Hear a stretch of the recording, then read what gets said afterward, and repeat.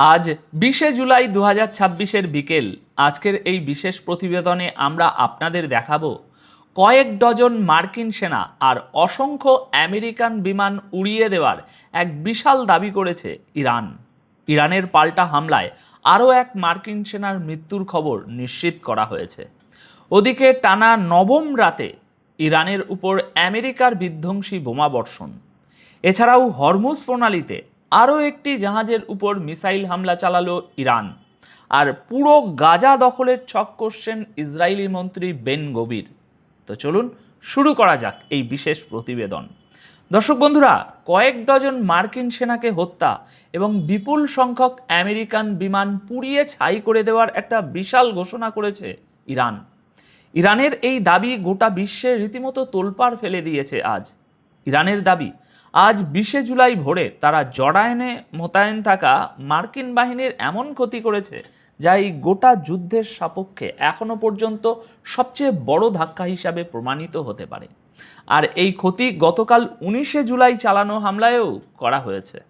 আজ ২০শে জুলাই সকালে ইরানের আইআরজিসি তাদের অফিসিয়াল বিবৃতি জারি করে। তাদের দাবি, জর্ডানে কয়েক ডজন মার্কিন সেনা মারা গেছে, সেই সঙ্গে আমেরিকার বেশ কয়েকটি সামরিক জাহাজ, helicopter, surveillance aircraft, command and control aircraft এবং কোটি কোটি ডলার মূল্যের MQ-9 রিপার ড্রোন ধ্বংস করা হয়েছে।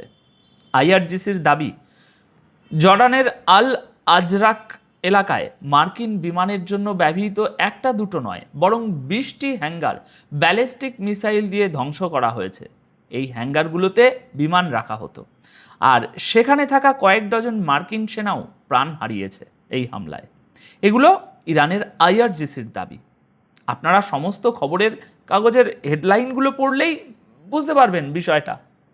ইরান শুধু এটুকুতেই থেমে থাকেনি, তারা আরও দাবি করেছে যে কাবা এয়ারপোর্টে থাকা আমেরিকার ভারী আকারের C-17 ট্রান্সপোর্ট এয়ারক্রাফট এবং P-8 কমান্ড অ্যান্ড কন্ট্রোল এয়ারক্রাফটটাকেও ব্যালিস্টিক মিসাইলের নিশানা করা হয়েছে, যার ফলে তাদের চরম ক্ষতি হয়েছে বর্তমানে। এর পাশাপাশি দর্শক বন্ধুরা, আইআরজিসি জানিয়েছে যে তারা প্রায় $30 মিলিয়ন দামের আরও একটি মার্কিন MQ-9 ড্রোন গুলি করে নামিয়েছে। নিজেদের বিবৃতিতে আইআরজিসি জর্ডানের সাধারণ মানুষ এবং সেখানকার কিছু সেনাকে খোলাখুলি ধন্যবাদও জানিয়েছে। আইআরজিসির দাবি, জর্ডান থেকে পাওয়া ইন্টেলিজেন্স বা সঠিক খবরের কারণেই মার্কিন ঘাঁটিগুলোতে এত নিখুঁতভাবে নিশানা করা সম্ভব হয়েছে।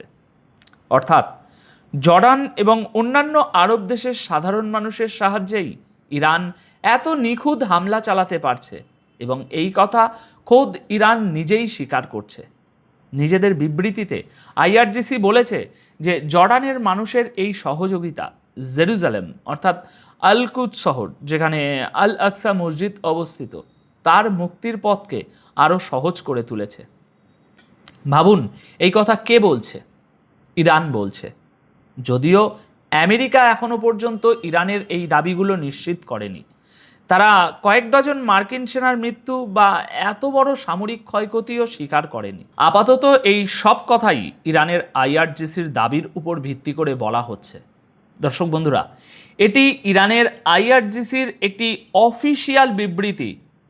আর তাই আজ ২০শে জুলাই দুপুরে ড্রপ সাইটের মতো বিখ্যাত ওয়েবসাইট, তুরস্কের আনাদুলু নিউজ এজেন্সি, ইসরায়েলের দ্য টাইমস অফ ইসরায়েলের মতো সংবাদপত্র এবং রাশিয়ার RT নিউজের মতো চ্যানেলের অফিসিয়াল X হ্যান্ডেলেও এটি বেশ ফলাও করে প্রচার করা হয়েছে।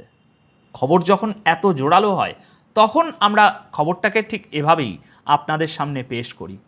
তবে হ্যাঁ, এগুলো এখনও দাবি মাত্র। আমেরিকার সাথে এমনটা সত্যি হয়েছে কিনা তা মার্কিন সেনার তরফ থেকে কনফার্ম হওয়া এখনও বাকি। তবে যদি সত্যি এত সেনা মারা গিয়ে থাকে, তাহলে তো সেটা বলতেই হবে, কারণ কফিনগুলো তো আমেরিকাতেই যাবে। সত্যি এমনটা হলে আমেরিকা সেটা কোনোভাবেই অস্বীকার করতে পারবে না বলে মনে হয়। আসুন পরবর্তী খবরের দিকে এগোই। ইরানের পাল্টা হামলা এখন আমেরিকার জন্য ক্রমশ প্রাণঘাতী হয়ে উঠছে। এবার উত্তর ইরাকেও আরও এক মার্কিন সেনা নিহত হয়েছে। আজ ২০শে জুলাই মার্কিন সেনাবাহিনী নিশ্চিত করেছে যে উত্তর ইরাকে তাদের এক সেনা মারা গেছে এবং আরেকজন আহত হয়েছে, যার চিকিৎসা চলছে। মার্কিন সেন্টকমের মতে এই ঘটনাটি ঘটেছিল 18ই জুলাই, যখন ইরানের গুলি করে নামানো একটি সুসাইড ড্রোনের ধ্বংসাবশেষ কন্ট্রোল ব্লাস্টের মাধ্যমে সরানো হচ্ছিল।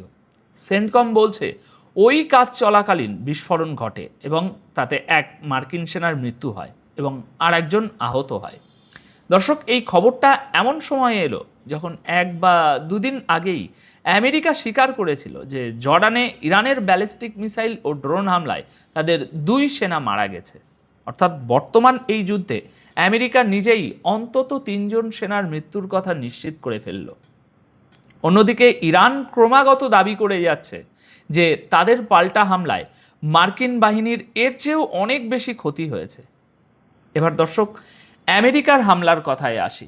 ইরানের উপর আমেরিকার বিধ্বংসী হামলা টানা 9ম রাতেও অব্যাহত ছিল।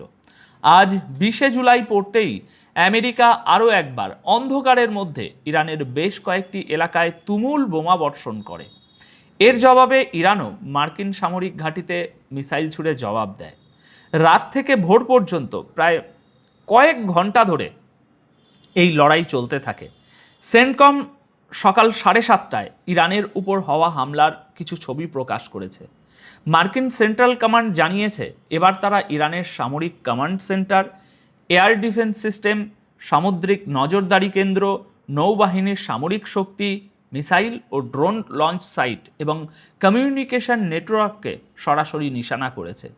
আমেরিকার সেই পুরনো দাবি, এই হামলার উদ্দেশ্য হলো ইরানের সেই ক্ষমতাকে দুর্বল করা যা দিয়ে তারা হরমুজ প্রণালী দিয়ে যাওয়া বাণিজ্যিক জাহাজ এবং সমুদ্রপথকে নিশানা করতে পারে। অন্যদিকে ইরানের তাসনিম নিউজ এজেন্সি দাবি করেছে যে আমেরিকার ছোড়া মিসাইলগুলো আজ সোমবার ভোরে ইরানের বেশ কয়েকটি শহরকে নিশানা করেছে। নিজেদের বিবৃতির শেষে সেন্টকম আবারও জানিয়েছে যে মিডল ইস্টে থাকা মার্কিন সেনা পুরোপুরি সতর্ক আছে, সবসময় প্রস্তুত আছে এবং প্রয়োজন পড়লে আগামী দিনেও এই পদক্ষেপ চালিয়ে যাবে। রিপোর্ট অনুযায়ী আমেরিকা জাস্ক এবং ইমাম খামিনি বন্দরের আশেপাশের বেশ কয়েকটি জায়গায় মিসাইল হামলা চালিয়েছে। আজ 20শে জুলাই ভোরে সামনে আসা ছবিগুলোতে দাবি করা হচ্ছে যে মার্কিন যুদ্ধজাহাজ এবং ফাইটার জেটগুলো ইরানের দক্ষিণে থাকা জাস্ক এবং ইমাম খামিনি বন্দরের আশেপাশে হামলা করেছে। রিপোর্ট অনুযায়ী ইরানের দক্ষিণের অনেক এলাকায় বেশ কিছুক্ষণ ধরে বিস্ফোরণের শব্দ শোনা যায় এবং অনেক জায়গা থেকে ধোঁয়ার বিশাল কুণ্ডলী উঠতে দেখা যায়। এগুলো টানা 9ম রাতে ইরানের সামরিক ও কৌশলগত ঘাঁটিতে আমেরিকার চালানো হামলারই অংশ।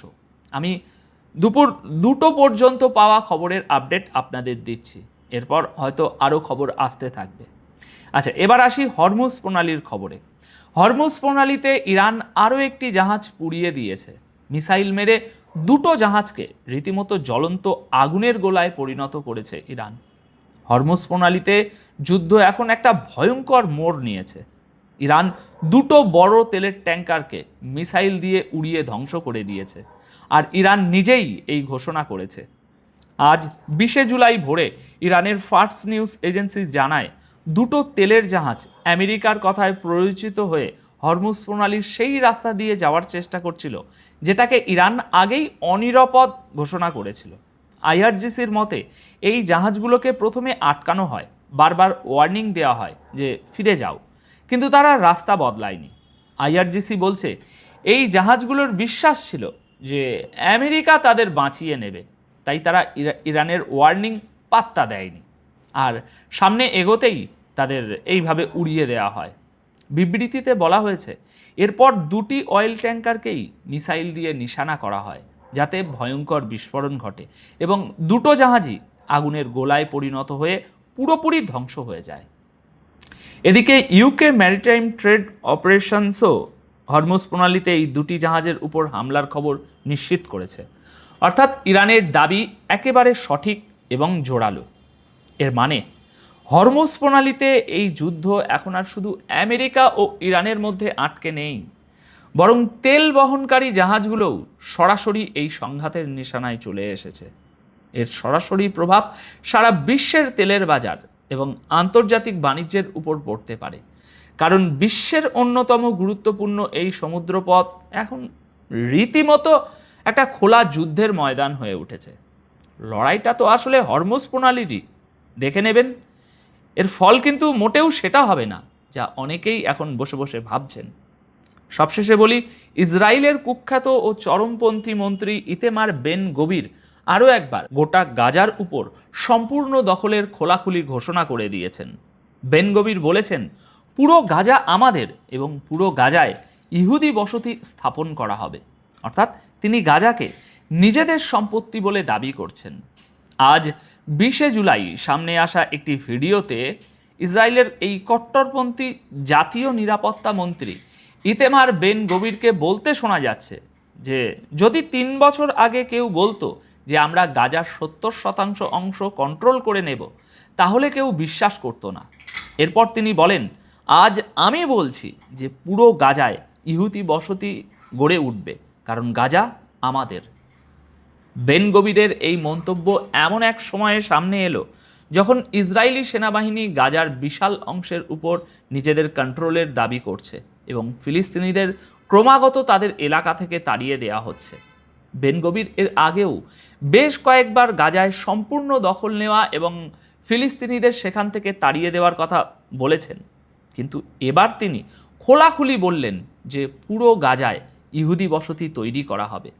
অর্থাৎ ইসরায়েল সরকারের অন্যতম চরমপন্থী মুখ এখন গাজার পুরো জনসংখ্যার চিত্র বদলে ফেলার এজেন্ডা গোটা বিশ্বের সামনে তুলে ধরছেন।